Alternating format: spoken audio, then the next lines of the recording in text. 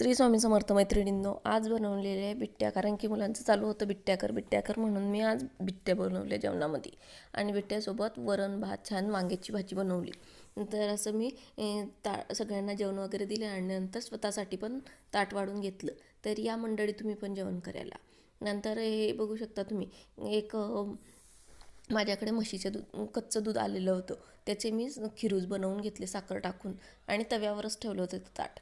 आणि नंतर हे एक कापड ऑनलाईन बोलवलं, तर म्हटलं उन्हाळ्यासाठी एक छानसा ड्रेस शिवावं की जेणेकरून कॉटनच्या कपड्याने गरमी होत नाही म्हणून. तर मी तोच आज ड्रेस हा शिवून घेत होती. माझ्यासाठी बोलवला, पण मुलांचं कसं असतं, पहिले त्यांचा हट्ट म्हणून मी माझ्यासाठी तर शिवला पण त्याच्या आधी एक माझ्या दीदीसाठी पण एक टॉप शिवलं होतं. म्हणजेच आई आणि मुलगी असं कॉम्बो तुम्हाला दाखवते की तो कसा शिवला. बघा, फ्रिलचा असं मी टॉप शिवून घेतला.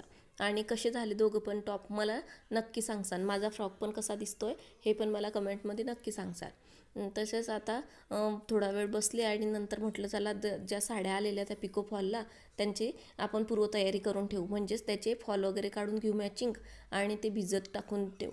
म्हणजे दुसऱ्या दिवशी लगेच लावण्यासाठी घेतलं जातं. इतके फॉल आणून घेतले पण मॅचिंग टायमावर कोणताच मिळत नाही. आणि म्हणून मला आता परत मार्केटमधून फॉल आणावे लागणार आहे. नंतर मी पीस वगैरे काढून घेतले आणि त्याची छान घड्या करून ठेवून दिल्या. नंतर संध्याकाळ झाली म्हणून संध्याकाळच्या कामाला लागली.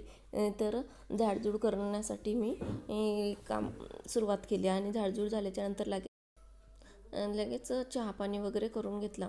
मुलांनाही दूध गरम करून घेतलं आणि माझा असा चहा करून घेतला. या मंडळी तुम्ही पण चहा घ्यायला. कारण की एकदा संध्याकाळचा चहा घेतला की मन कसं फ्रेश होऊन जातं आणि दिवसभराचा आपला कामाचा थकवा पूर्ण निघून जातो एका चहामध्ये.